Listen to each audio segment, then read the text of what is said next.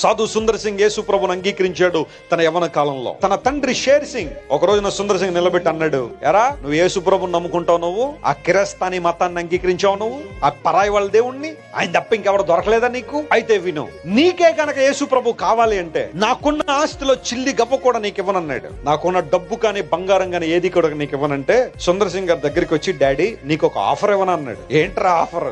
నీ దగ్గర ధనం మాత్రమే కాదు డాడీ, ప్రపంచంలో ఎంత ఆస్తుందో, ఎన్ని వండి బంగారాలు ఉన్నాయో, ఎన్ని వజ్రాలు ఉన్నాయో అవన్నీ పట్టుకుని ఒక చోట పెట్టు, నా ప్రభు అయిన యేసయ్యను ఒక చోట పెట్టు. ఈ రెండిట్లో ఏం కావాలని కోరుకుంటే కళ్ళు మూసుకున్న కోరుకుంటా నా యేసయ్యనే, ఎందుకంటే నా యేసయ్యను వేటితో నువ్వు సమానం చేయగలవు. తండ్రి పంపించేసిన ఇవ్వల, ఆస్తి ఏమి ఇవ్వల, కానీ సుందర్ సింగ్ ఏమైనా తక్కువైందా? ప్రపంచంతో తిరిగి సువార్త ప్రకటించాడు, అనేక లక్షల మందిని ప్రభు వైపు తిప్పగలిగాడు. ఈరోజు సుందర్ సింగ్ గురించి మాట్లాడుకుంటున్నామంటే కారణం ఏంటో తెలుసా? క్రీస్తు ప్రభుని విలువగా ఎంచాడు కాబట్టి.